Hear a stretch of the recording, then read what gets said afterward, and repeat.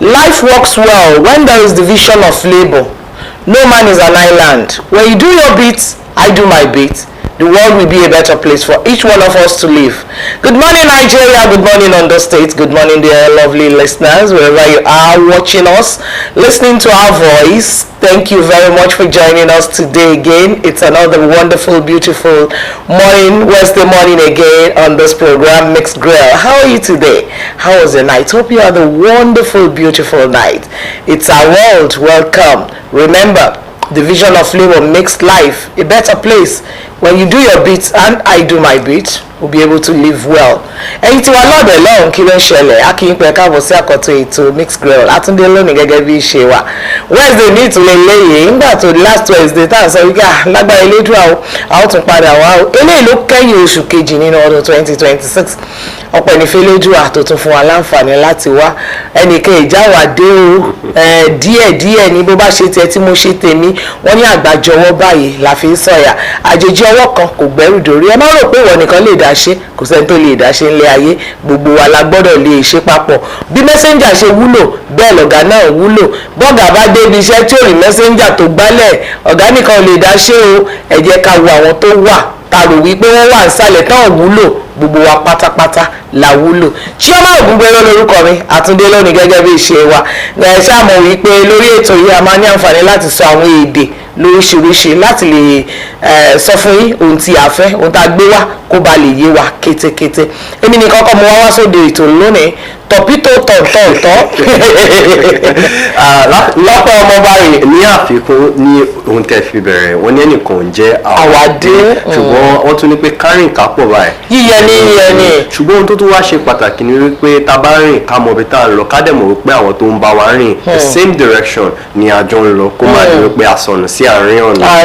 Ìyẹn wá túmọ̀ sí wípé ẹgbẹ́ yẹlẹyẹ wọ́tọ̀, ẹgbẹ́ tiẹ̀ ni kò wá dátì ẹ̀ mọ̀ má wulẹ̀ sọ wípé torí pé wọ́n ti sọ pé kárìn kápọ̀ dátì ẹ̀ mọ̀ mọ́bí tó yẹ kó tójú bọ̀ má lọ wá tí ò dá. So that you move in the same direction with people journeying with you. And with that, I say good morning and welcome to Mixed Grill, where we talk about trending issues, we shine spotlight on some matters that matters, and also we bring people to tell their story. Temi Topelawa is my name. Gẹ́gẹ́ bí a ṣe mọ̀, èmi náà rí ọmọ yín. And then ṣé mo máa gbàgbé láti sọ wípé ẹ̀ ń dán bí òòrùn torí look at your colour combination. I must commend your color combination. My sense of fashion. What color is it? Is this burgundy? Burgundy, and off-white. Off-white. Yeah. Okay. So in case you're looking for a stylist that is going to style you or going to upgrade your wardrobe, I mean, you can contact her. Yes, contact me. But not for free. Of course.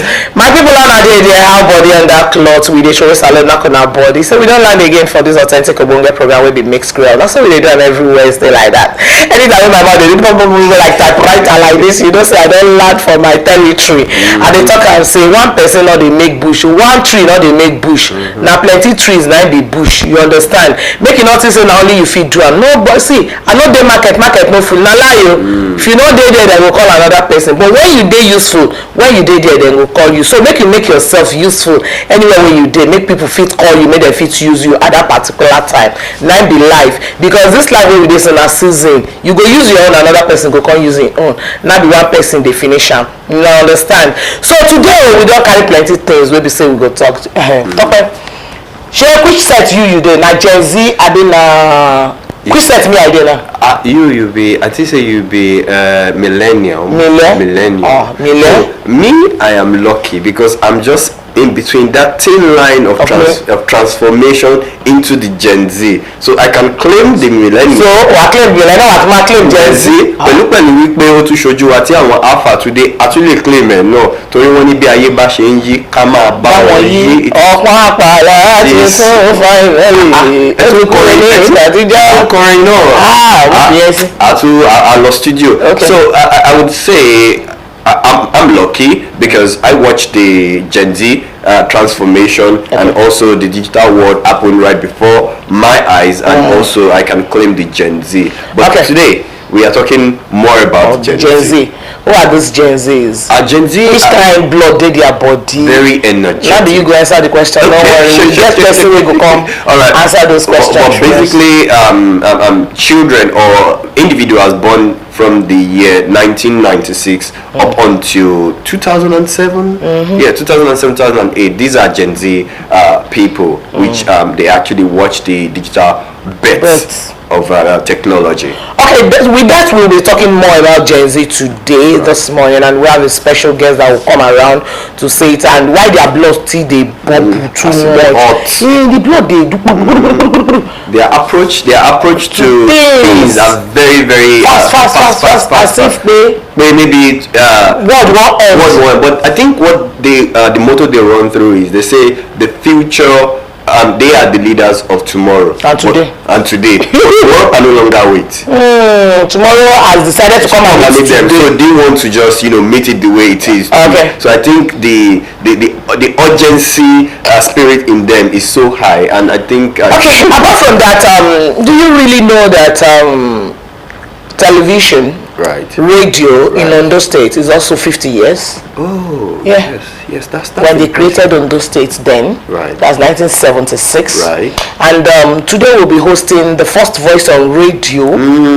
Yes, the first voice on radio. I can imagine what that would sound like. Wow. Such a great privilege that the first voice on radio is still alive to witness the 50th anniversary of broadcasting in Ondo State. Yes. Which is really golden. And to tell you, broadcasting has gone beyond what we think and is moving very fast. Yes. And we'll talk about broadcasting more today too, and to tell you a lot of things is happening in broadcast world presently. And OSRC is even giving something special particular at this time now that we are celebrating our 50 years anniversary. We always trust the star station for that. I could remember, this is why I said I'm very lucky. I could remember when there wasn't any form of listening device. It was only strictly radio. And I remember that it was OSRC 96.5 FM. Wow, it is 3-3. Okay. Yeah, that was the 96.5 was our when the FM came. FM. Okay, I met the FM. You met the FM. I met the FM. Yes, that was only 96.5. Or nothing. Is it not 96.5 FM? But you're listening to and then Palito came, and then Walkman came, and then compact disc came, which is CD came, and then sọ wípé púpọ̀ náà àwọn ọmọ Gen Z wọn mọ nǹkan tí mo sọ, but èmi sì lè claim Gen Z torí mo pé I collect my flowers. So yes, so that is what we'll be talking about. And remember too that your life is so precious and important. Remember, you don't, as a driver or someone moving on the road, you need to look right, left, up and down, so that hit and run will not hit you, and you too, you will not hit somebody, because some people are just on the street pressing phones, not watching where they are going. Well, let's do it this way. Let's go over there, enjoy this musicals, then after that we'll be coming back with something special. Babiba, it's Mixed Grill. They call me franchise, me dominant, family Serbia. Well, Papa gonna say Charlie, on the one say Charlie, taking a bit matter, on commission is the law. Well, Papa gonna say Charlie, on the one say Charlie, taking a bit matter, commission is the law. When I wake up this morning, I call on Jehovah. Papa, make you bless me. Let me work of my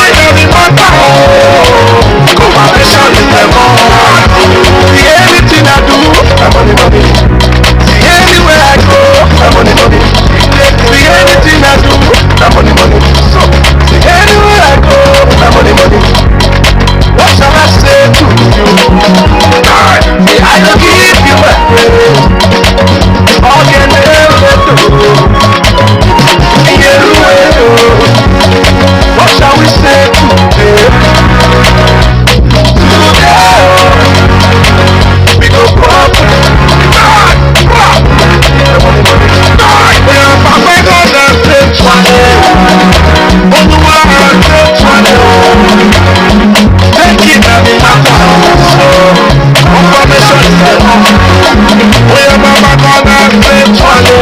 Everybody, say Chwale. Take it every matter. Confirmation is the ball. Seek it first.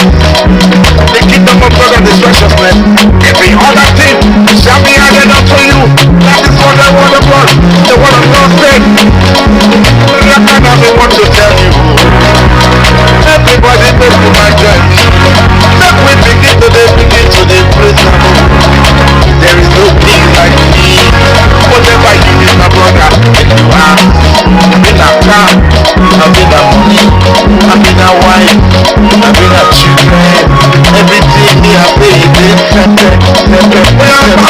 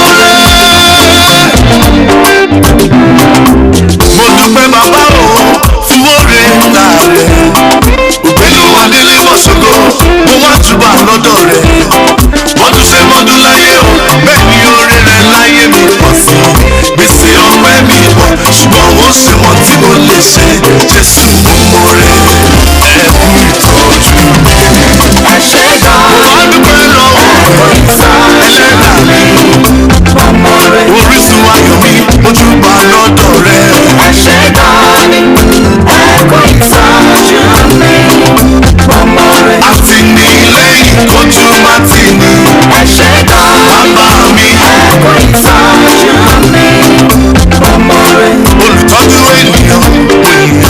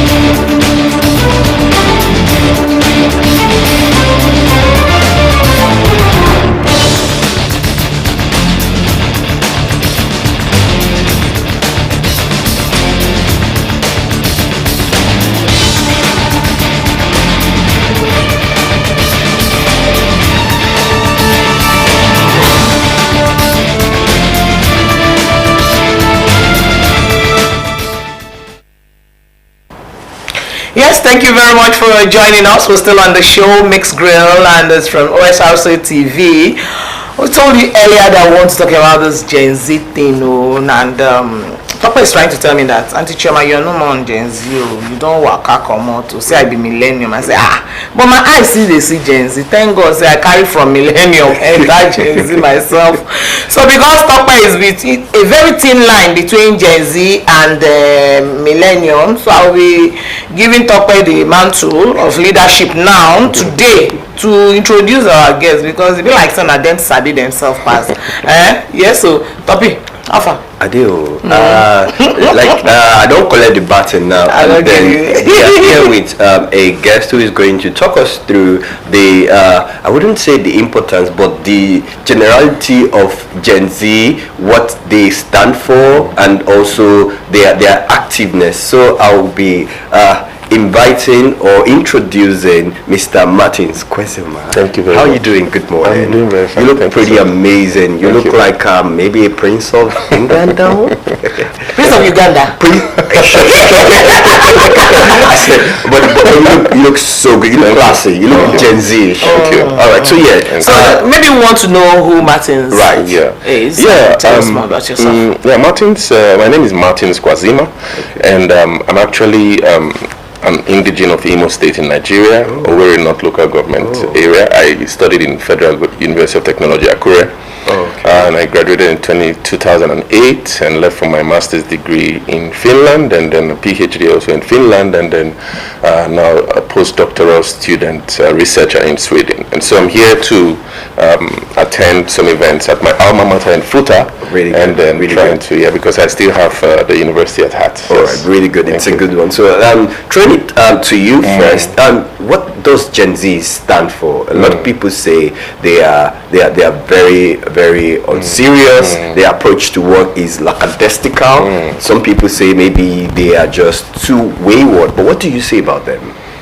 Yeah, the origin of Gen Z is really interesting. It's a really interesting generation. So it stands for Generation Zoomer, and it's a cohort of a demographic across the world that they were born between 1997 and 2012. That's right. So in the African context, Gen Zs represent those who were born between 1997 and 2012. And they have a very peculiar orientation to their outlook to life, and they represent certain values. Some of those values are environmental friendliness, inclusivity, transparency, accountability, and orientation to family, peer-to-peer relationships. So that's the value that frames their generation. And so when you speak in those languages, especially the two languages I hear them a lot speak about is transparency and accountability, you're in the generation of the Gen Z. And so this is why probably they might feel recalcitrant or stubborn at some, because naturally they are resistant to anything that isn't transparent or accountable. I was gonna say that, because most people say they are outspoken, but other people mistake it for being rude. Beautiful. So is that really like their trait of how to express themselves, or just a way to resist being compelled to doing some things they don't like doing? Exactly. I mean, and that's why I really like to describe them from the perspective of their values. If we understand the value they embody, then we are able to understand why they might sound rude. Right. Because they have this level of impatience with anything that reeks of, exclusion, so to speak. So they fight for inclusivity, they fight for transparency, they fight for accountability. And when you bring those values into the workplace or government that doesn't really permeate or kind of like reflect those values, then naturally they resist, because it's just a value. It's like when you attack someone's morality or value, it's a natural response, and so that's why they respond the way they do. Yeah, sometimes I want to talk about our culture, our values, our traditions, but most of the time this set of people want to say these are old things, we don't like doing them again, and the culture remains. So why is it this way, and why is the conflict, and how can we come up with something good? Yeah, it's interesting. My journey with Gen Z research started in Kenya. You see, in 2024, there was something that was called the Gen Z revolution in Kenya, and they were able to uproot a bill that was supposed to be passed by the government in June 2024, which was called the finance bill. The government was going to increase taxes on their local commodities they use. Many of them affected the women, even the women's pads, their M-Pesa bills, for example, just like Momo bills. Right. So they couldn't stand it anymore in an environment that was already reading with unemployment, high levels of unemployment and all that. So for some reason, they decided, and I think Kenya is more of a revolutionary society than Nigeria. In Nigeria here, we are still very culture oriented, so probably we might not see that much fire. Although we saw some trappings of that in 2020, the EndSARS, what was called the EndSARS movement. Yeah. But in 2024, the Kenyan Gen Zs perfected that rhythm where they were like, okay, we want to be tribeless. There were 3 hashtags on social media that defined them.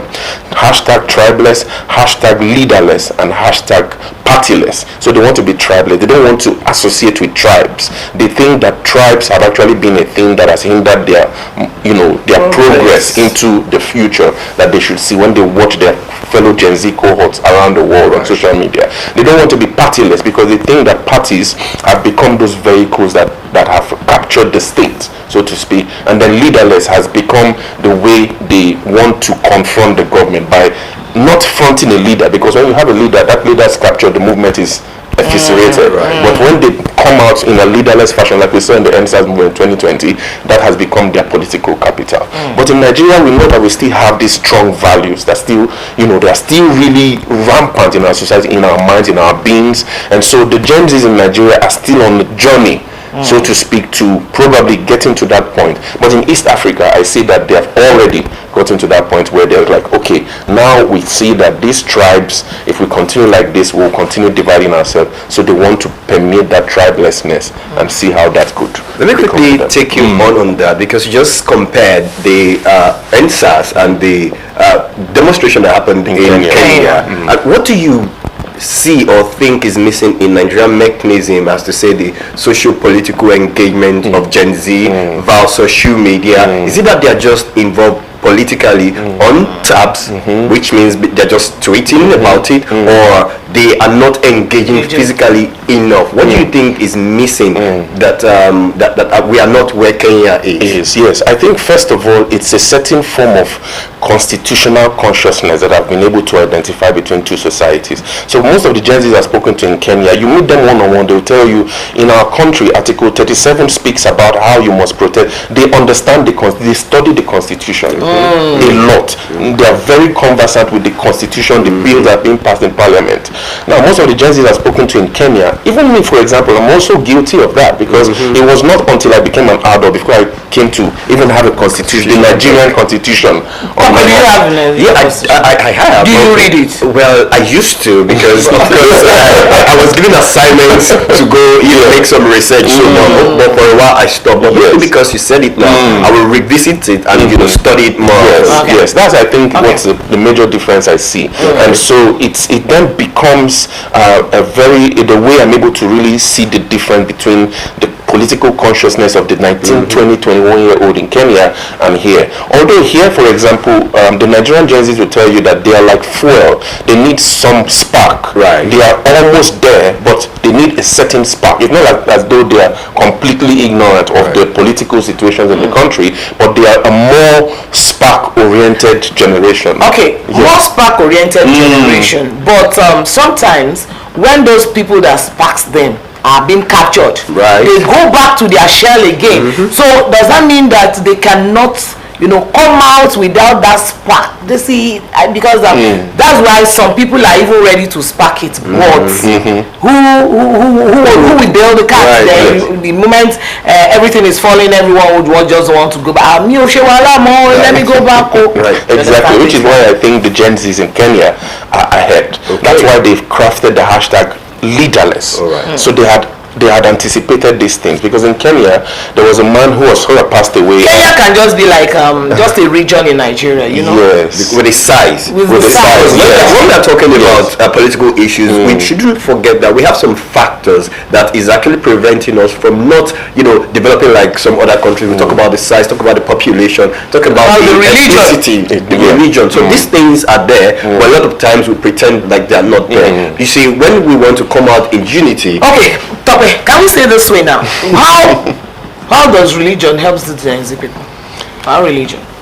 Religion is almost in a way also a bane to their movement. In other words, it's in a way it slows down their movement, because you see, Nigeria, like you rightly said, Tope, religion. Nigeria is an ethno-religious society. Right. That's what I've come to realize. And so ethnicity and religion plays a huge role in framing our moral framework in this society. Plus, and this is the most important of all, we still have a very heavy reverence for elders. You see. And shouldn't that be a thing? Yeah, that should be a good thing, as it were. But that's our culture. Yeah, because that's our culture. Right. But then in the pursuit of political power, especially at the level of the Gen Z, with the values they permeate, it becomes a stumbling block. And so this is something I noticed that the Gen Zs in Kenya seem to have gone away from slowly in that regard.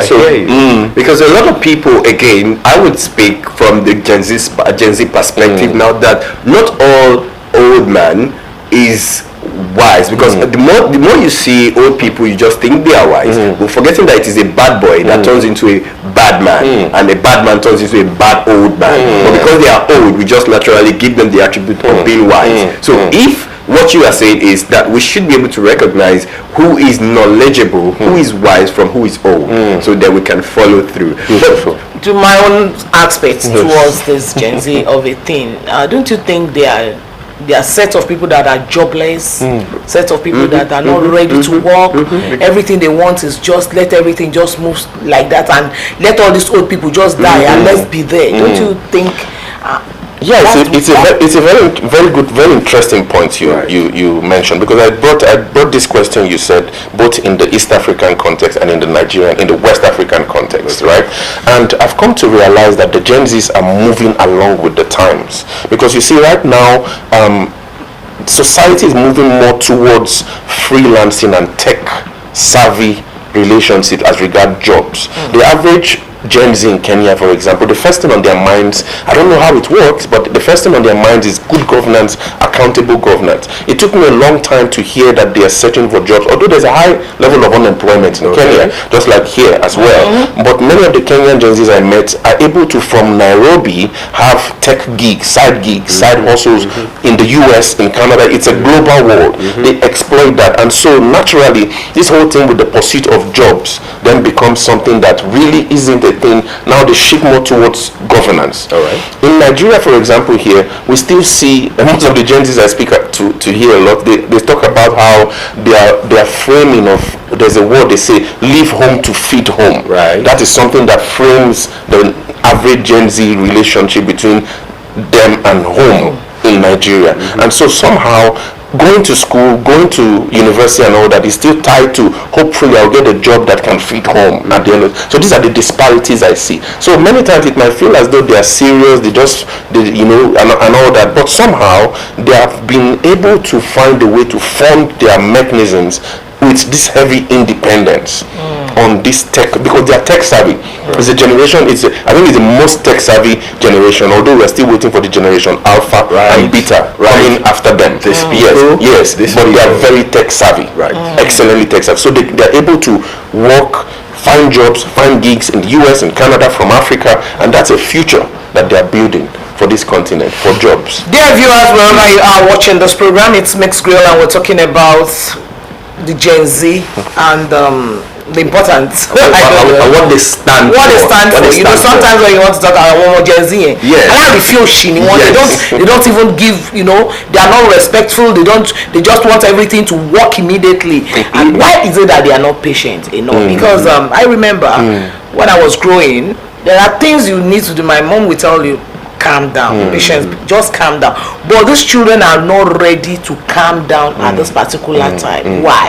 Yes, I think one of the reasons is also stems from the time we're in. You know, we're entering a social media dominated world, and also there are these other technologies, artificial intelligence, Internet of Things, virtualization and visualization, 3D printing, quantum computing. So these technologies are framing the speed with which, you know, I mean, the brain, the everything. yes, everything, and then it's shortening their attention span.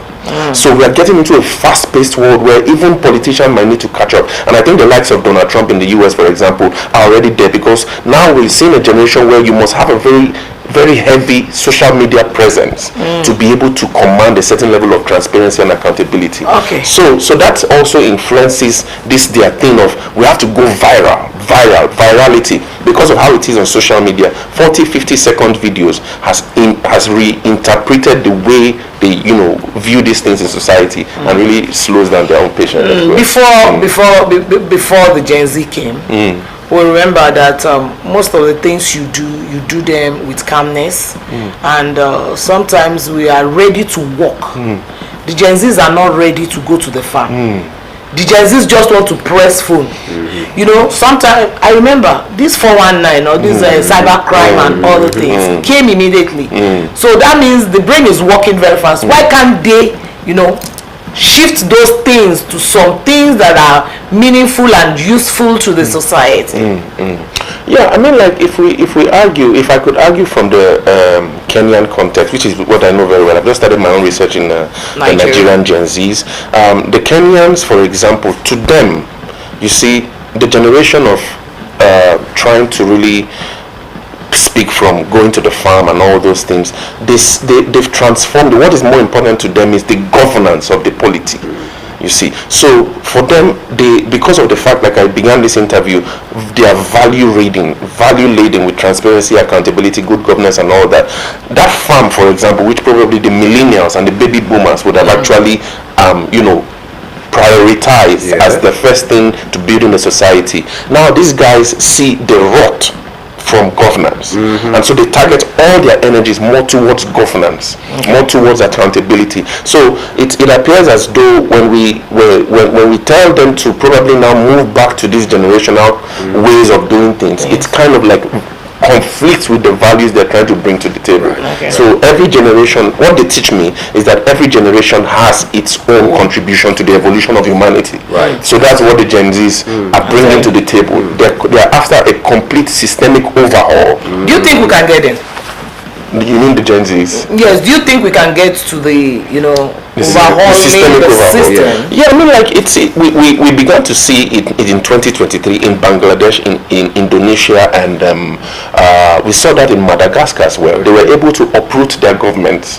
In Bangladesh, for example, there was a government of the Prime Minister Sharma Oli, who was uprooted by the Gen Zs because they thought that this thing is getting too corrupt, and with their ways of organizing on social media and all that, they were able to cause a lot of storm, and we saw the Prime Minister ejected out of the country. I think he escaped to, you know, some neighboring country or so. We saw the same in in the Philippines. We saw the same in Indonesia. In Madagascar, just close to us, the government. Is this not an idea of disrupting the country or the world entirely with this their own idea of just coming in and saying this we don't want and it must go?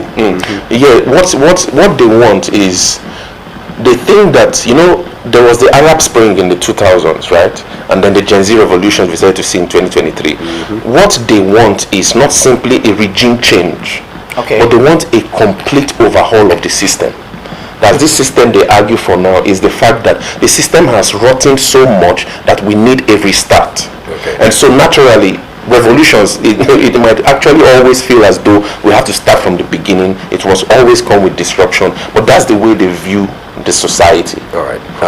You've spoken about Gen Z not having to take permission from people before they get things done, about how they've been outspoken. But in your opinion, do you think the Gen Zs are involving well enough in political activities? Is one thing to be it's one thing to be tweeting about it. It's another thing to be involved.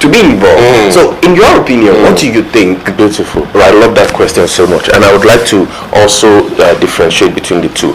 In Kenya, the Gen Zs are already at the place where they are already vying for local government elections, by-elections, what they call by-elections, and I think there was one of them who I even spoke about who already attempted to go for the presidency. All right. Now, they realize that they might not be able to effectuate change as being watchdogs of democracy. Their major strength in East Africa, for example, because East Africa somehow is becoming a dictatorial, authoritarian environment slowly, and so their strength. Can you take that again? Yes, I said in East Africa, we are beginning to see the emergence or a re-emergence of dictatorial or authoritarian kinds of leadership. So in Uganda, for example, we have President Museveni. We know that he's actually now at the moment trying to kick against this young leader Bobby Wine, who is actually trying to get into power. We know that President Ruto actually is also beginning to show interest in those, because he comes from the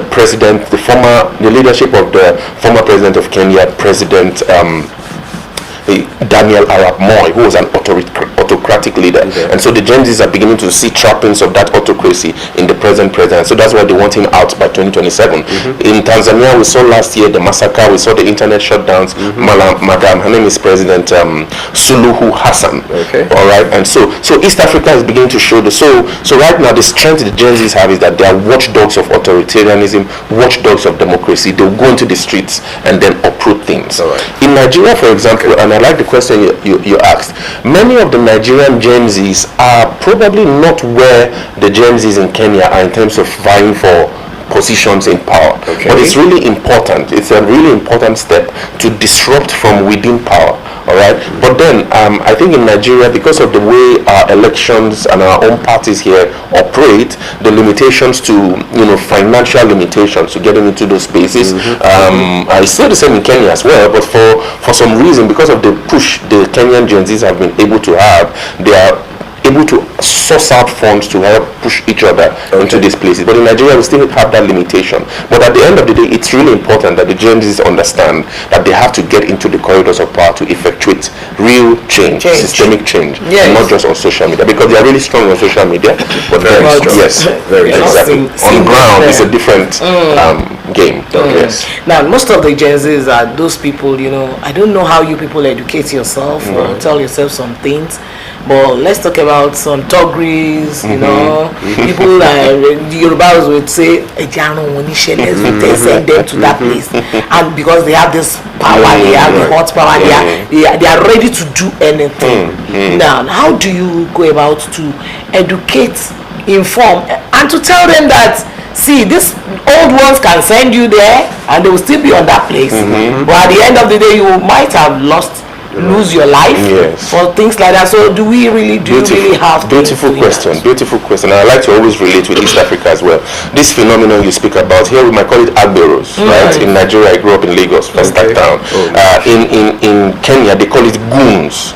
They call it goons. So they are youth who could also be hired by the government to infiltrate the Gen Z movement and disrupt their plans. All right. So the way now the Gen Zs are beginning to try to address that issue is that I spoke about this viral culture where 30 second, 40-second content creation has become the way they educate themselves. In Kenya, many Gen Zs you see are already content creators. And what do? They do civic education on social media.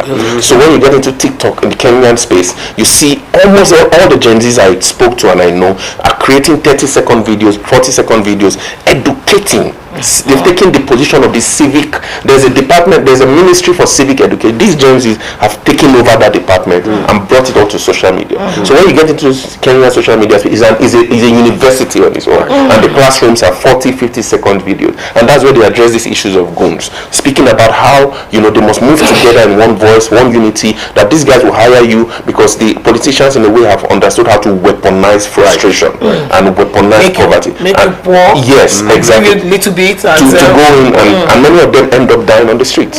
So now social media has become the weapon these Gen Zs use to now educate their peers. Why are we not having such in Nigeria presently? Because going to our social media, it's either you see women bringing out these things and other things. I will just call it entertainment naturally. Yes, that's the question I've always been asking many of the Gen Zs, and when I speak to them about the Kenyan Gen Zs, they are also struggling why they are not as political conscious as the East African Gen Zs are. Probably, maybe because here our democracy might not have moved towards an authoritarianism.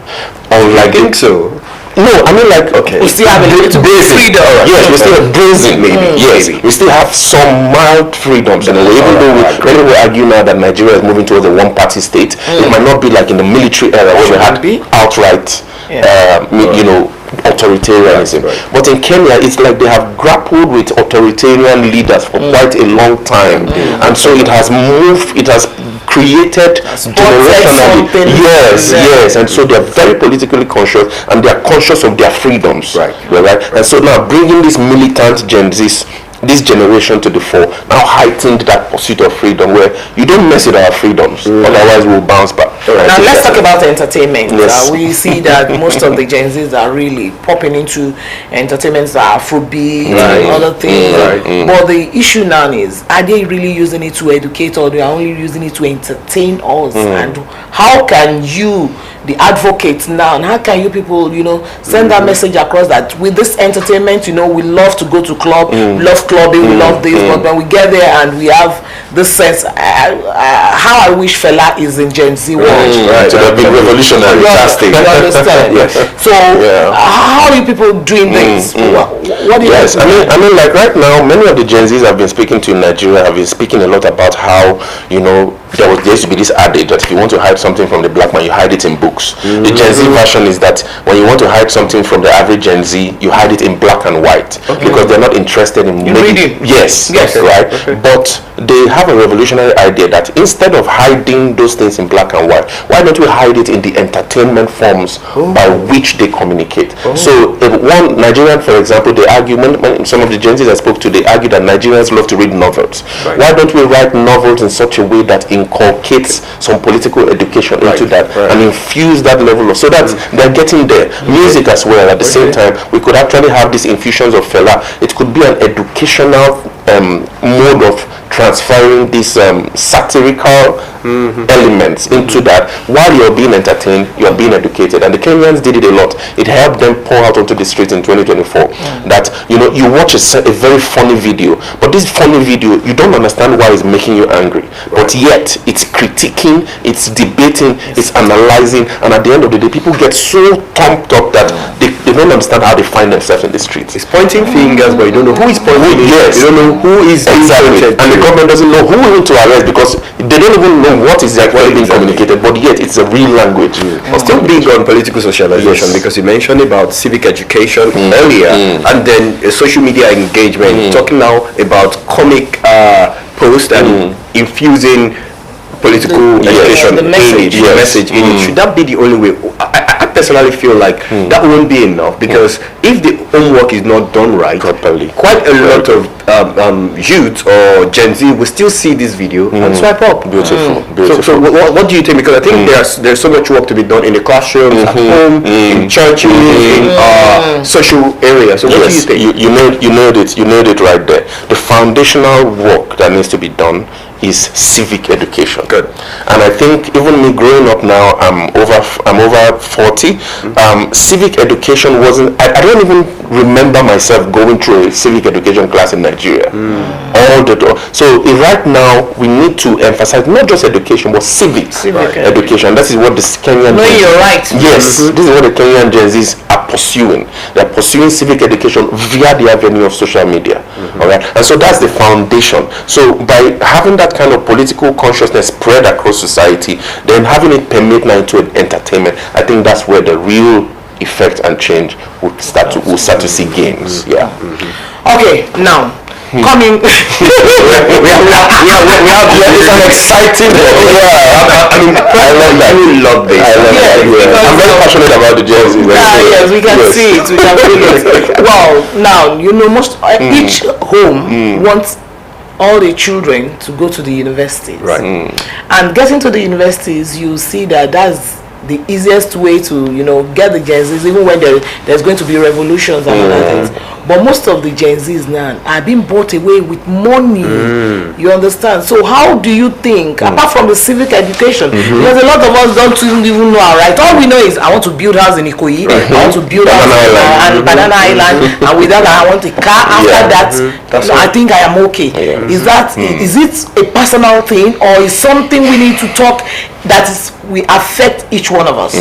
Yes, I think it's something that has to do with the society in Nigeria, because many times when I spoke to the Gen Zs in Kenya, many of them are on TikTok, many of them are on Facebook, many of them are on X, but I was so surprised that many of them had not monetized their accounts. So they were pursuing social media engagement for change. But in Nigeria here, and this is coming from many Gen Zs I've spoken to in Nigeria, they argue that one of the first things in the minds of the average Gen Z in Nigeria is money. Just like you rightly said, it's like we've been sold get rich quick. Yes, exactly. We've been sold a certain Nigerian version of the American dream. It's a house, it's a car, and after that, that's it. All right. But Africa is at the place where we are not yet at the place where these developed societies are. So to have those kind of dreams actually they work against the pursuit of where we should be as nations in the 54 states. And so this is why this whole pursuit of money, I think it's societal. I didn't see much of that in Kenya, although of course, I mean, like, money moves the world. Money, even the Bible would say that money answered all things. Well, it doesn't it? Yeah. Tama want to build house in Abuja with our age, Tama wants a house in Abuja, one's in Lagos, one's in Owerri, one's in Onitsha. You understand? Just you alone, and that's exactly before you know that. Well, I don't need that car. I have to change my car tomorrow. So how do you think we can erase this from the brain of a Gen Z Nigerian? Yes. I think let's leave the Kenya on. Okay, Gen Z Nigeria. Yes, a Gen Z, a Nigerian Gen Z is influenced by the values that are propagated by the influencers that have achieved these things. So most of the time, because they spend the time on social media, when you go to Instagram, for example, on Nigerian Spaces, what you see is the performance of flashiness. All right, and so it trickles down to the generations, Gen Z, even the yesterday I think I was speaking to one Gen Z, and he told me how his 13-year-old brother, who is Gen Alpha, is already thinking about how they might want to buy a piece of land when and the particular course that is actually in vogue, they want to study that one that will bring money. You see. So it's a generational transfer. So the way to curb this mentality is by the older millennials, for example, and all that, also playing their own role, because the younger generations are looking up to these guys. So when you see a senator, for example, flashing his houses, flashing his cars in the compound and all that, it becomes I remember one senator in Kogi. Yes. Come out and tell you this is my this is my Exactly. So it then becomes an objective that the Gen Zs seek to find. Meanwhile, in Kenya, I saw that one of the things that made them so angry was when these senators started flashing their shoes and wristwatches, $1,000, $2,000. It's part of the things that aggravated them. There is no job. There are no jobs. They couldn't eat. They couldn't feed, and yet you want to increase our taxes. So maybe this is coincidental. Yes. Was it yesterday or the day before I was listening to a pod and then was talking about old money and new money, and you see this new money they quickly want to show off to you, while the old money are so quiet. You see them in first class still wearing old wares and all that. What would you advise Gen Z on how to participate or engage on social media, like the type of content they consume, the kind of content they put out there, and how they position themselves to people? Because like now they have a narrative, like maybe a stereotype actually. How do you advise them they present themselves? I think it's a very good one, because first of all, one of the things I came to understand when I studied societies, I spoke to some Gen Zs in the US. The average young person in the US wants to create companies. They do not pursue jobs. So I mean, like, you definitely, of course, see people graduate in the US and go for a job. But one language I came to realize among many was how to start a business. So it's an entrepreneurial oriented kind of education that then permeates across society. But here we don't have that yet. What we have is an education that hopefully gets me a job in Shell, in Chevron, and that. So this is the way they could present themselves. They could engage in social media content that helps to invigorate an entrepreneurial mindset. And when we speak about entrepreneurship, we're not just only saying about business. You don't have to be the Dangote or it's a mentality that has to do with productionism. How can I produce and contribute rather than to always wish to have or take? Because this is what makes it a society developed. How everyone plays their own role in contributing to this machine. So I think this is one way the Gen Zs can change the kind of content they consume towards more productionist oriented clips. So to just like as you were watching the thing with old money and new money. Right. We don't study money. We don't even understand what money is in this country. But we know that we have to earn and have money. But money is more complicated than just any money management. Money management. Right. So these are the kind of avenues that the Gen Zs might need to incorporate as they pursue good governance, so that at the end of the day, it's only the boisterous, the financially boisterous, that can come out to society and effectuate change. Because I'm a little bit thinking, if they come around and say, okay, we want money and want more, at the end of the day, and they are there, you know, chasing away the millennium, that's the same thing. It permeates. It's a reproduction of it will just come and they will also be flashing those things they said those people were doing. That's it. And we just have a bunch of capital. So now, presently, a lot of people, the Gen Zs will not want to go and register for their voters card and other things, and they just want to come on TikTok. No, we don't want shown there. Show is not Kiniko, it's not Kiniko. And you know your vote counts. And at the end of the day, you are not there, you don't even have it, you have never even voted once, and you are 18 already, and you are not contributing to the change. So is it just change by mouth, change by TikTok, social medias alone? So how far the education? It's a very excellent question. I really love this question, and it's something we started to discuss on the platforms I usually teach on Gen Z issues by November. In Kenya, there was something called a by-election, just like as we had last weekend in Abuja, Amak and all that. They because they had thought that they had done so much civic education, they hoped that young people would come out and all that. Now they realized that they had not done the work enough, because they realized that there was so much uneducated in the rural areas, and they started to understand that the Gen Z movement seems to be something that is urbanized, it's urban based, those who can afford data. But there are still millions of uneducated, in our own Nigerian context for example, millions of uneducated or maybe semi-illiterate in the different parts of the so the Gen Zs now understood that wow, there's still a lot of work to be done. So right now, some are demotivated, some are motivated that okay, now the work begins, because they've understood that protest might shake the streets, but the ballot shakes the system. You see, protest might shake the streets, but the ballot would shake the system. And so right now they're beginning to understand that voter apathy isn't the path we should do. Because no matter how the revolution takes place, the person at the ends of the affairs. Exactly. You could see what happened during NSAS. It started really fantastic, and all. I mean, in the process, something happened. We don't know.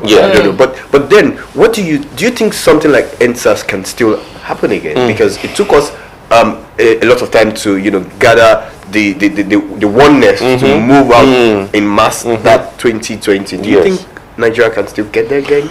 I think first of all, there's something about one of the hashtags I didn't want to mention yet that the Gen Zs in East Africa started to work with. It was hashtag fearless. So because no one die, bros. Exactly, because if anything happened, my mom will call me So this is actually why I spoke about in the beginning of the interview, that we are a very ethno-religious and value-laden society. But is it not a good thing, though? It's a good thing in a way, but in terms of pursuit of progress, there's a way. Development and change. When you look at the major revolutions that shaped the world, people had to get to places where they were like, okay, if I have to pay the ultimate price, then fine. But that was the point where the system changed. Even those of us who are Christians, it was until Jesus Christ died before the system actually had. So in East Africa, because like I said, maybe because they have had this experience with authoritarianism for a long time, they seem to have been close to that point. But in Nigeria here, like you said, fear is still something that still revolves around society. Yes, Fela said it. And another thing is that the average Nigerian, right? The average Nigerian Gen Z is so independent, and they think that they can make it anywhere in the world without a government. Without a government, and it happens. You put them anywhere in the world. There's a Nigerian, I don't know if you know, the filmmaker is a YouTuber, Tayo Aino. He went to Siberia. It's one of the coldest regions in the world, and the only black man you see there is in Nigeria. So they believe that anywhere in the world you put them, they don't need a government, and that's in a way it's a plus but also a minus for the development, because now you empower the politicians to act anyway they like. But in the East Africa, for example, they see the state as their savior in a way. The state is something you don't joke with. But Masters, can you speak pidgin? Yes, ma'am. Oh yeah, I think for some of the things we will now, we want to make you yarn for pidgin so that those people go fit understand. Say this side of Gen Z of a thing we really talk about. Say now be mouth matter. Yes, ma'am. Now to they involve talk and do action. Action. Yes, ma'am. And now be that thing where we say you go just think say make we just talk and for social media alone. Now, do you think this particular government? Sure, you think that they involve these Gen Z people? Actually, I've been carrying this question go the ground for among the Gen Zs here. Many of them think say the government they too carry them along. Then feel say in a way, and this is not the major argument where many Gen Zs across the world get. Bangladesh, Ethiopia, all of them. Then they argue say they put them for the table. They the table. They partake for the policy making processes and decision making processes. So they don't even know what's in their mind. Because they do their exactly. Those things say. Okay, see one big example. African Union now say by 2063 they want to make all the whole Africa they politically united. Is it possible? No, now the vision with the now they talk now. They carry the youth. So God bless you, man. So that might be the problem. The problem now they say the youth now when I come they talk to them for gram, they start to give me the ways in which the team no go feel work. So then they create vision for up, but they know the year of the Gen Z for ground. So this is not the problem. So many of them feel say decision making processes, then their voice they involved in how the country they move go to the future. And so now major frustration where the Gen Zs they get. But you think say now this revolution where we say this Gen Z then they put for their mind all the time. Say we no go agree, we no go agree. You think say now go fit to make this thing work? I think say na part of them. If it not be all, but na part, because at the end of the day, like I've been talk for the beginning, I say now overhaul of the system. They not just want say this president must go or that president must go. Although the president must go, it be the first stage of the movement. But that thing where they pursue now systemic change. They want a total change of the system. In fact, now Bangladesh, the Bangladesh Gen Zs then can't start today. It just be like maybe APC today now if they uproot APC for power. Now another new president, maybe one new president come, APC members come start today. Maybe one day come contest. The Gen Zs now say they don't want the whole system. So now be the objective of the Gen Zs. They want total overhaul of the old guard. Hey, but know how now person will be say don't dey for grand go still dey for grand. That be the problem. So how they want survive if they being uproot people with the ground and them won't start waiting the assurance we then they give us say them no one there them safely do them believe say their own generation now one generation, and them feel say their own generation they guided by certain values. So that values now, for example, now be the police. Where then they use police their own peers. Where then they and so because they don't already outline their values, see now transparency, accountability, rule of law. Those are foundational values of core democracy. But Brussels, yes, ma'am. For this transparency matter, even for people where you don't deal with, for Gen Z side, then they transparent to themselves. Interpersonal relationships. That's a very, very good question. Some of the Gen Zs for Kenya will tell you, say many of their own Gen Zs, then sabi this thing, this 419, because of say their tech savviness and all that, then sabi manipulate, hack, all those kind of things. Right. You understand? But at the end of the day, the majority of their generation, right? Then they quick verse when they see say you they tamper with anything we their values. Yes. So I think say that now their main political capital. So they checkmate each other and they know their own language, coded language. Where if they speak, they know how to checkmate each other, and then it can't be their own political capital. I remember saying the time when they grow. not too plenty. Make you see person with the not plenty. Person will go smoke that and go be cigar where them buy from America or something like that. You want to do shakara or tobacco. But now, nothing where Gen Z not fit. Woman no man no anything no. And una say make una want do transparency, una want do political one. Now not to say we want put our house for fire with that one. Yeah, or that one the real motivation behind the motivation.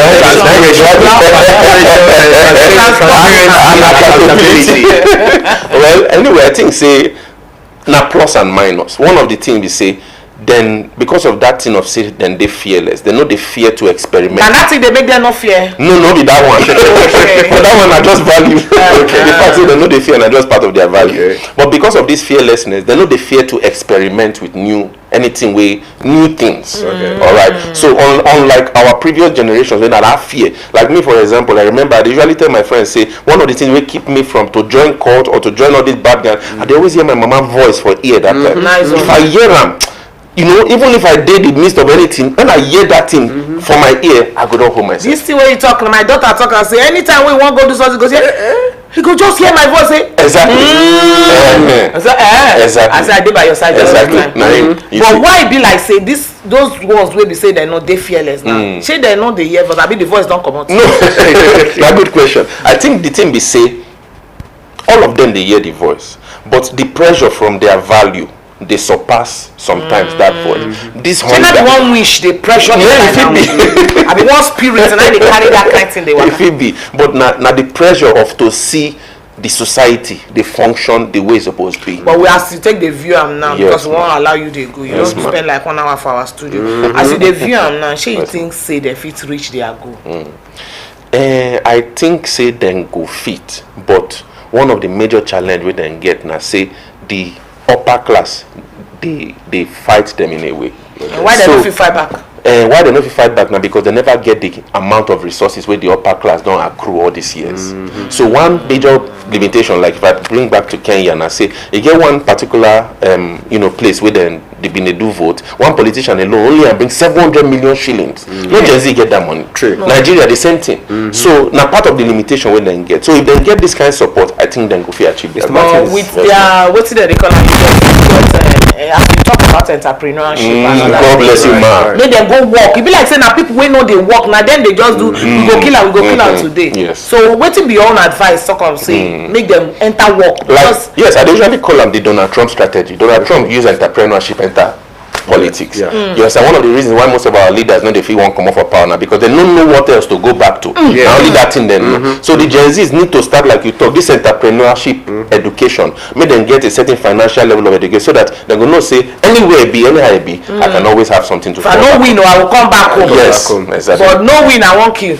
Now because you not get something where you will come before. Mr. Martin, before I let you go, we are going out there. I'm going out there. Yes. What is the true value of a good Gen Z? What should I look out for if I really want to mingle or associate with a Gen Z? What is that core value? It is transparency. Transparency. That's the final word. Thank you very much for that. Transparency. You have to be transparent. I am. All right. It's a good time with you. Thank you very much. You want to say something? Thank you very much. Well, this is how far we can go with Yes, this ma'am. interview, Thank you very and we know you must have gained something special today on this segment. Well, thank you very much, Mr. Martins. Yes. Thank you very much. Can you speak Igbo? Yes, ana m asụ. Because one Igbo, kelende mmadụ. Ana m ekele ndị be m. Ike actually, aha m bụ Ike actually nke Igbo, Ikechukwu. Ikechukwu. Yes, ma'am. No.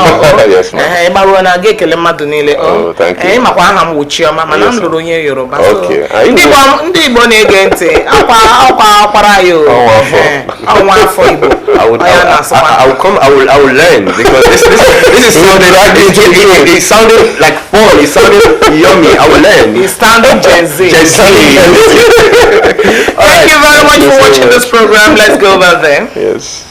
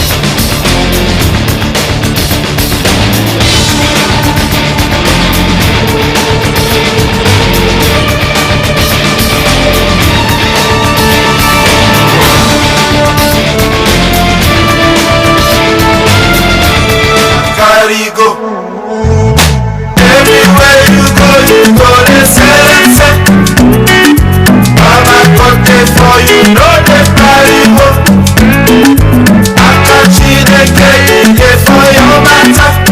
My brother carry go, my sister carry go. Everywhere you go, they say. Mama got there for you, no they carry go. I catch you again, for your matter. My brother carry go, my sister carry go. If you dey cry, make you cry no more. If you dey run, make you run no more. Papa God there for you, no shaking, no shaking, no shaking, yeah. Take your sins on his shoulder. You pay the price, help is it unsettled. Don't you worry, no nobody will be. The protector there for you, the provider there for you. You're the defender there for you, the mediator there for you. Don't be waiting to devil one thing.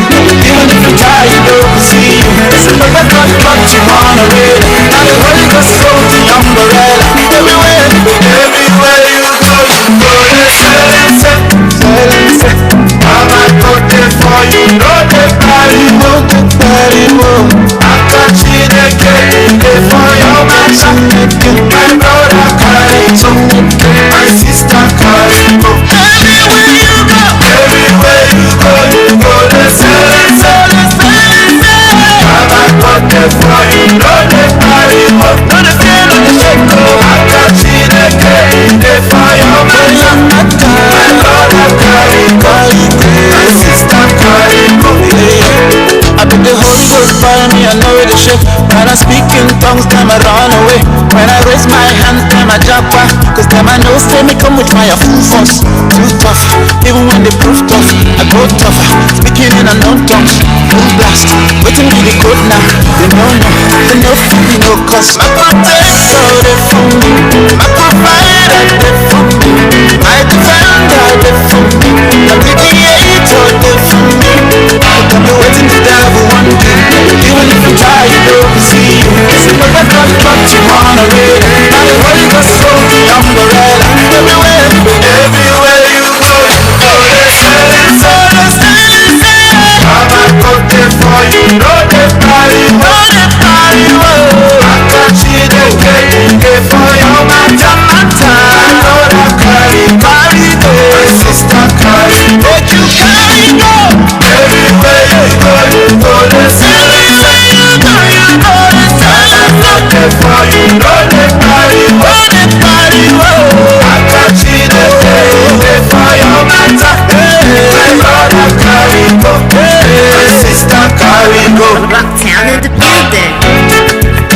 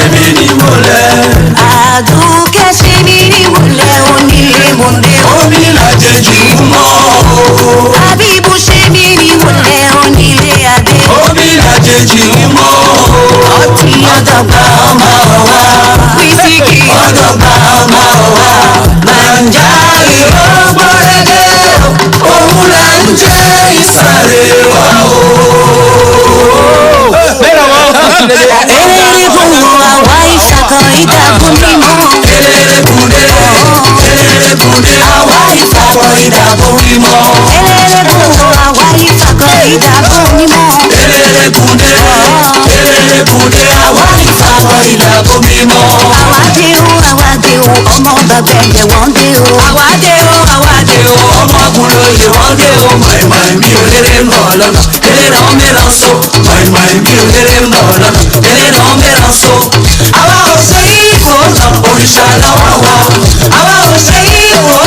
ìṣàlàwàwà bí àgbà fáwọn bí àgbà fáwọn ìgbà ìmọ̀ ayọ̀dà máa pa ìgbà ìmọ̀ ayọ̀dà máa pa ìgbà ìmọ̀ ayọ̀dà máa pa ìgbà ìmọ̀ ayọ̀dà máa pa ìgbà ìbí eré lọ́rọ̀ eré lọ́ mẹ́ràn so ìgbà ìbí eré lọ́rọ̀ eré lọ́ mẹ́ràn so àwọn ọ̀sẹ̀ ìbò náà ìṣàlàwàwà àwọn ọ̀sẹ̀ ìbò náà ìṣàlàwàwà bí àgbà fáwọn bí àgbà fáwọn ìgbà ìmọ̀ ayọ̀dà máa pa ìgbà ìmọ̀ ayọ̀dà máa pa ìgbà ìmọ̀ ayọ̀dà máa pa ìgbà ìmọ̀ ayọ̀dà máa pa.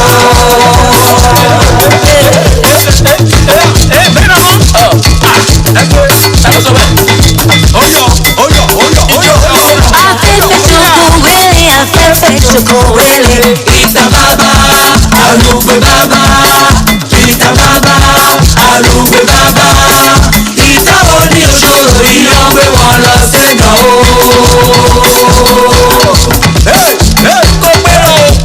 Afẹ́fẹ́ ṣoko wele afẹ́fẹ́ ṣoko wele ìta bàbá àlùgbé bàbá ìta bàbá àlùgbé bàbá ìta òní òṣòro ìyàn gbé wọn lọ sẹ́nà o. Ta ló ń fàyà? Àwa ń fàyà.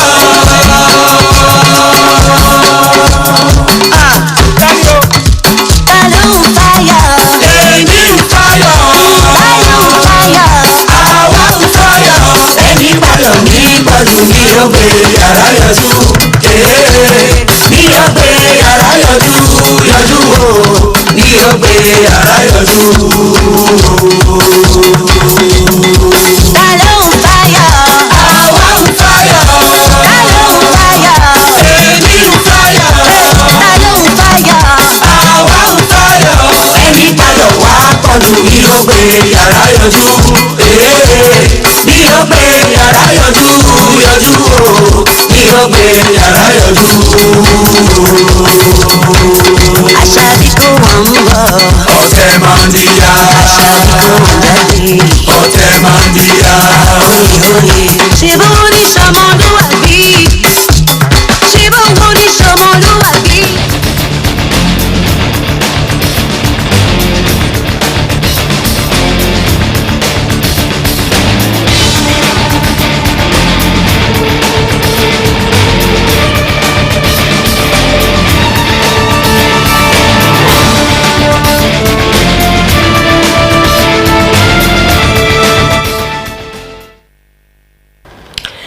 ẹ ṣé gan tí ẹ̀ ń wò wá ní gbogbo ìgbà. Thank you very much for being part of the show. It's Mixed Grill níbi tí a ti ń da gbogbo èdè yẹn pọ̀ tá a ti máa ẹ̀mọ́ kábàlẹ̀ iṣẹ́ ta ní ká jẹ́ fún yín yẹn kó lè yé yín dáadáa.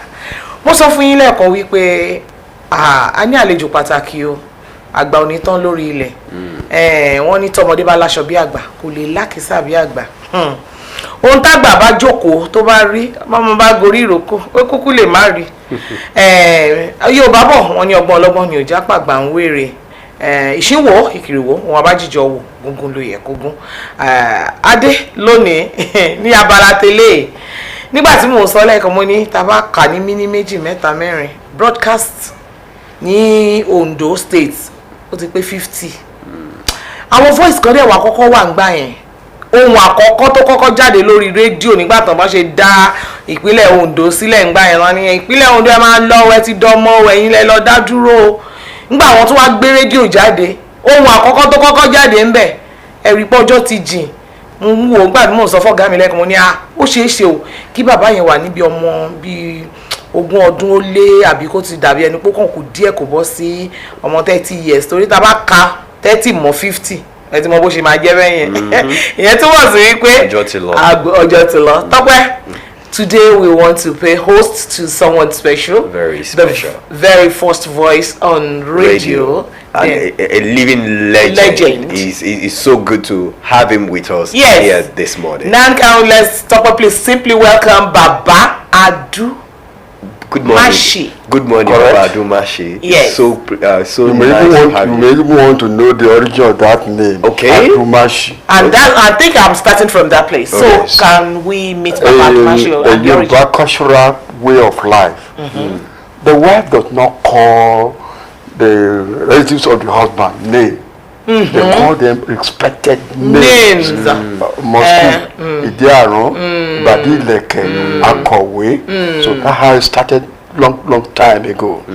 Adumadon, Adumashi. That's the name. Wow. And I think the black is still growing anyway because the name still stays. Yeah, it's just image. That's interesting. So, and I wouldn't want to say how old is Baba. I would just want to say, who is Baba Dumashi? Can we know you better? Well, I'm with you here. Very okay. By the grace of God. And I want to first and foremost congratulate you all in Osrc on the 50th anniversary of the founding of the station. Long time story. Full of roses, ups and downs, and vicissitudes of life. But so far so good. It remains a beautiful station. We came in 1976. The skeletal staff, those in admin and engineering were the first team to come. Okay. They were doing the work. We were still in Ibadan trying to coordinate our efforts. But we came eventually. And when we came around August 76, we started doing recordings on UHA machine and take them to Ibadan for broadcast as our own contribution for the new states, Ogun, Oyo, and Ondo. On Ekiti, the same at that time. Okay. So we carry our programs to Ibadan for network ARE. Ibadan is the headquarters of all the three of folks. And so about 2 months later, we are put on a structure at Obaile was the relay station of WNTV in those days. Okay. So it was easy for us to use that place as our take-off point, studio operations. So we have put up some structures at Obaile, and by God's own grace, on Tuesday, 12 October 1976, we were on there. We went to Ijare. Okay. Our first director of engineering services was Ade Omoni. So we were in his house, whining and dining, preparing to go on air and bring up the new baby. So by 11 we left Ijare straight to Oba. By midnight we said, this is OSBC. Odo Radio brings you all the hints. Brings you all the hints. The jingles were beautiful. And as soon as I went on there, as the first announcer, I launched the station, requesting people who can pick up our signals anywhere in the state to write us, describing or commenting on the quality of our programs. Baba, can you remember the first statement you made that day? The first statement, you made when you came in. I was like, you are watching this. Hello, dear listeners. This is Ondo State Broadcasting Corporation, OSBC, transmitting from Obaile, Akure. My name is Iman Adumashi. I'm the duty announcer, announcing the coming of OSBC. Please follow us. Wow. How do you feel there now, as the first announcer on a... It is later on that the history is set. There is a mistake in it is only human that refuse to learn from history. That's why we have all the mistakes. But what the history has been created there, you assess it. Dear viewers, wherever you are watching us presently, it's on Mixed Grill, and we are paying host to someone special today as we mark our 50 years anniversary of broadcasts in Ondo State, and he's the first voice on radio, Baba Ima Adumashi. He's trying to run memory lane of how the thing started and where they started then. Then after you people announces that, you now started receiving calls. There was no call, there was no telephone. So how did you receive your feedbacks? Oh, yeah. Naturally, the black race. Naturally, the black race are effective communicators. Really? Through so many means, and can pick it up by immediate reaction, your own personal presence. Okay. You can relate easily. So no communications, but then we had our own system of communication. What was this? Yes, we have the radio phone. Yeah. In those days, Okay. we communicate Is it if you are on the walkie-talkie? if you are at a war. I can call you because you have your own set. Then you pick it up. That's what we were using at that time. Then later the land phone came, and it's not even accessible to all. Right. Very few at that time. Okay. So, and when the broadcast went out that night, requesting people to comment on the quality of our program, I was surprised. The next morning by 7 a.m., Obaile was jammed packed with people from everywhere, including Obas, To do what? to come and see the animal rabata among Gugben. Are you serious? We are promoting that. You were saying among Dugbem. They were there. The transmitters of your were giant structures. So people came to see, and they became highly elated, feeling part of the show. Everybody was dancing and rejoicing and happy.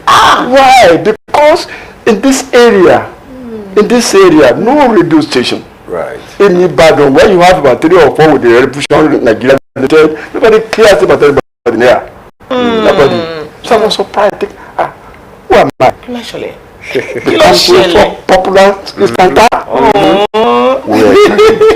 Baba, I want to ask, what did that change your career? What at that point when people started knowing Orientation. It did not change the career. Okay. But it changed the orientation. Okay.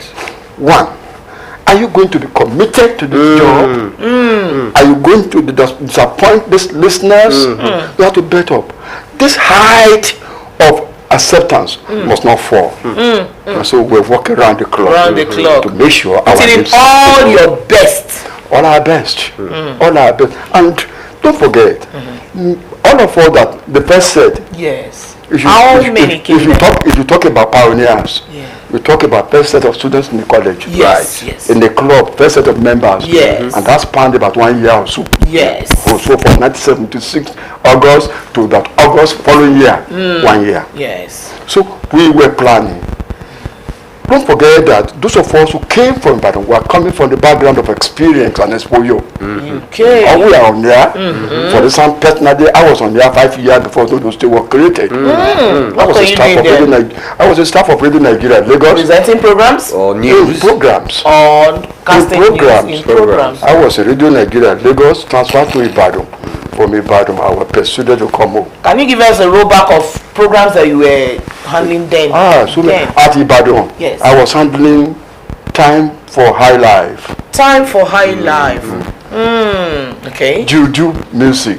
Okay. Yes, and I was representing the news department, sending out reports for network news reel, 9 p.m. every day. Okay. When they created Ondo State, they picked you people because you have indigenes of Ondo State to come back home to come and start the radio station here.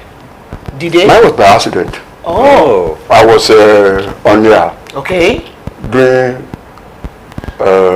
Time for High Life Time for High Life. when a personality came calling at Okay. the Radio Nigeria Broadcasting House, Ibadan. Okay. They came to see a very popular woman on air in those days, Mrs. Shola Longe Oyetunde. She was the producer, presenter, Yani Wurankinyo. Very popular program. So the Ayo Ogunlade, the first general manager of OSBC, Yes. came visiting the woman. Okay. And so the woman brought her guest to the studio I was on. Okay. And he now said, I have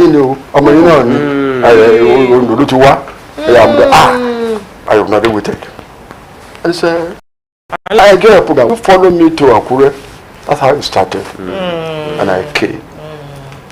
Tọ́wọ́ ẹ̀yin èèyàn wa torí ètò mixed grill ni bàbá ṣe ń sọ lédè Gẹ̀ẹ́sì náà là á máa sọ lédè Yorùbá bàbá dẹ̀ rèé àwọn tó ti ṣètò tó ti kọ́kọ́ bẹ̀rẹ̀ tí ṣètò nìbàdàn gbà yẹn tí wọ́n ti wá jẹ́ ohun àkọ́kọ́ tó kọ́kọ́ bọ́ sórí rédíò wa àwọn la gbé wá lónìí ẹ̀yin ọmọ tẹ́ ẹ mọ̀ wọn ni téèyàn bá mọ̀ tán.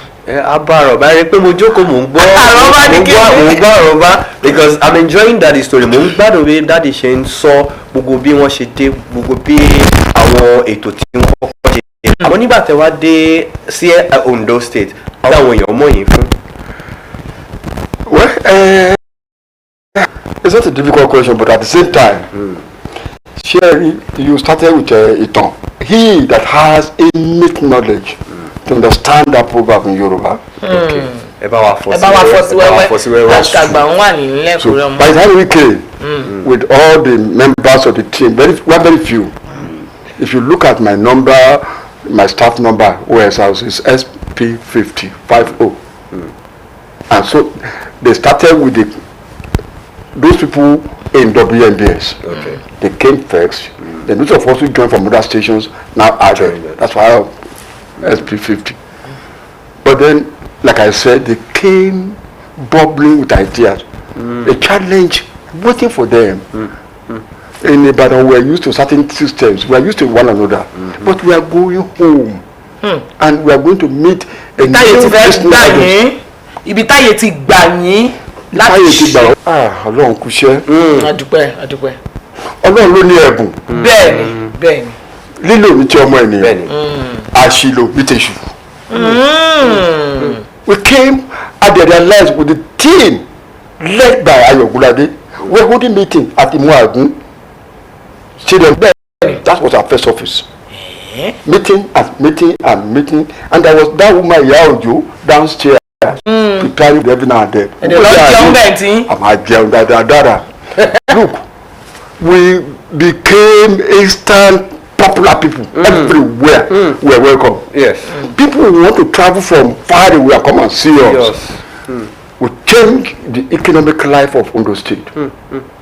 People, because of the small adverts we are doing. Not that we have a big money to start with, but the patronage of people who are doing cultural festivals, they will come and bring their program. Eba wa polówó ẹ̀ lórí rédíò. Lórí rédíò because you see, àwọn kan yọ̀ pé ọgbọ́n wọn lórí rédíò. Wọ́n yọ̀. So we created an awareness throughout the left and breadth of the state. It was beautiful. And we have people who are hardworking, who have ideas about broadcasting. Okay. The popularity of this place, let me go in a very simple sentence. Put in place by somebody you respect very well. He was going away as the head of state of Nigeria, and he was on tour of the Federal Republic of Nigeria. He came calling Akure. And so we had just bought our OB van. Okay. We detailed that OB van to follow him everywhere, not knowing that Baba was listening to Obasanjo. Are you serious? We were not even aware that Baba was listening to us. Everything we were doing. So he came to Obaile. He said he wanted to sit these people at this radio station. He came to Obaile. Wow. After going around and doing everything, we took him to the reception to sign the visitor's book. Baba simply wrote, and I quote, "Beautiful thing in the jungle."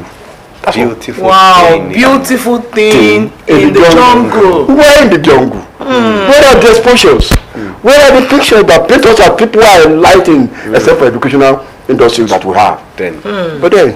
But how would you say things has actually gone back then and now? Because it was a beautiful thing in the jungle, but looking at things now and you're still alive, how do you see broadcasting in Ondo State? Very challenging. Very challenging. Broadcasting has not even started yet. Because there are challenges you are going to face. Equipment wise, it will change. Yes. Training wise, it will change. Commercial wise, it will change. So for our period, we are lucky in the dark. Lucky in the we dark. came into light. Today now, where we were here, we're the only. The only radio station. Maybe that was Today you have more than 9 around here. 15. So we're proud of our time. And people were following us. Others will call us and come and visit them in their kingdom. Okay, Go there. now that we are many now, what do you think we can do to at least make our own self special in our own time? For this time. Yes. We want to Commitment to professionalism. commitment to professionalism. Of course, yes. Baba, with the little you have been listening When to, I was growing up, okay, if you say, Labodia, I'm at the best one. People they believe instantly. We must believe in the sacrosanct nature of radio to tell the truth all the time. tell the truth all the time. Okay. Because professors are listening to you, bishops are listening to you, others are listening to you, mechanics are listening to you, market people are listening to you. Why must you mispronounce names? Names of people, places, and things. I was very, very bitter about this in my days. I don't play with you. I don't want people to come and say, Agidigbo is Agidigbo, Agidigbo. I will ask you to go and look for Agidigbo. Adumashi. Call it, and I will challenge you. So this is it. Now you have to be committed to the job. Develop yourself. Develop You yourself. have to develop Talk my yourself. show. And there are ways of developing oneself. One, reading wide, consulting the library, watching television, seeing the standard everywhere. Then you develop. But when you just say I'm an announcer, you come to the station, the time is 2 o'clock, and you go back home. Is that training? No. So you have to be exposed. We're connected. You have to be connected to your viewers, to your listeners. You have to. They will respect you. But the moment you may play one day, when you are the screen, you down. Who make a but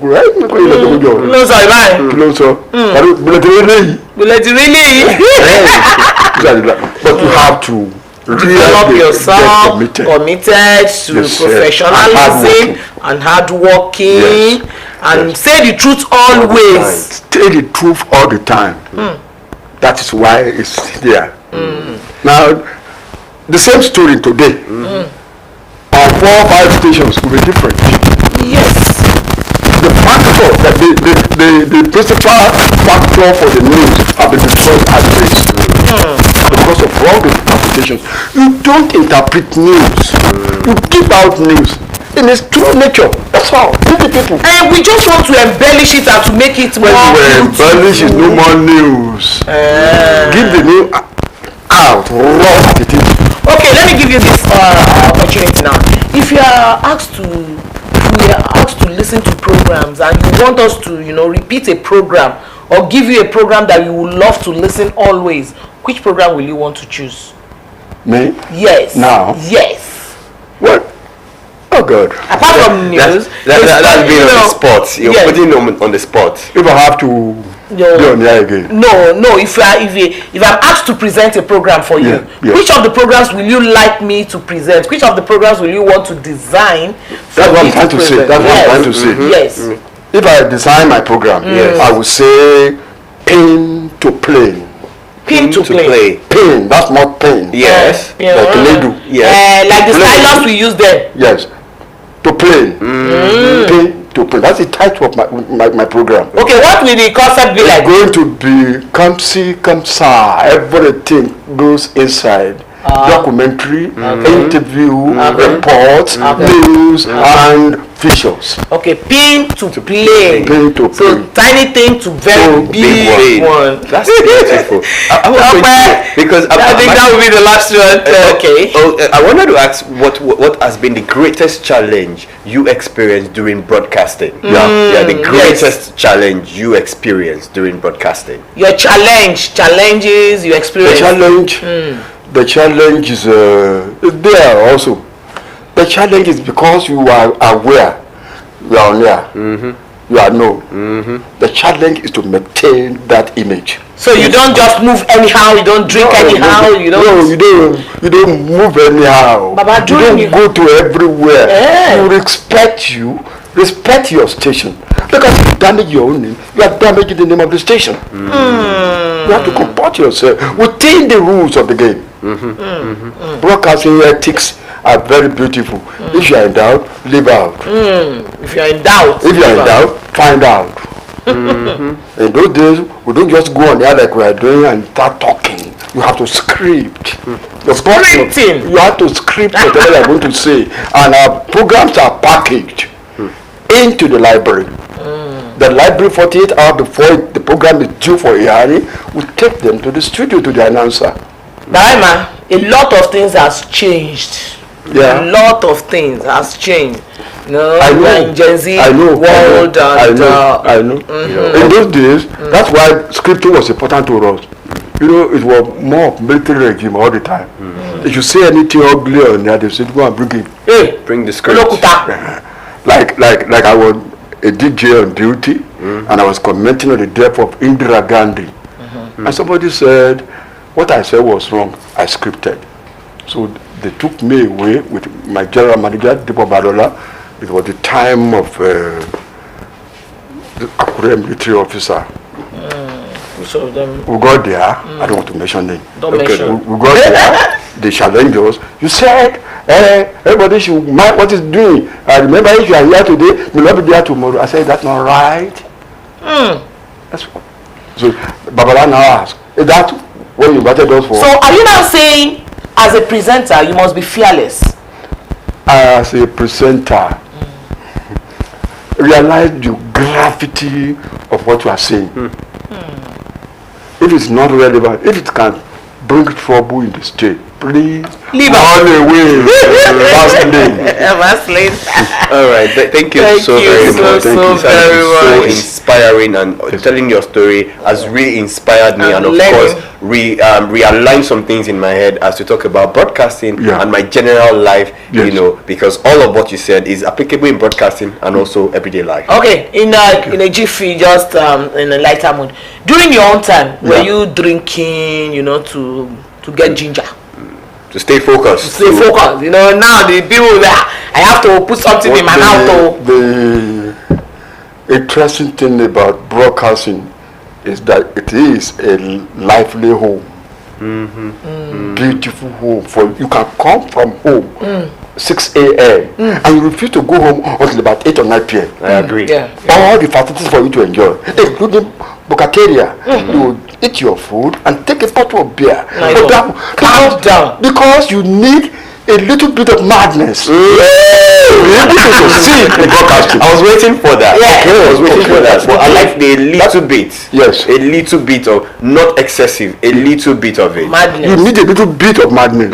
So let me give you an example. Right.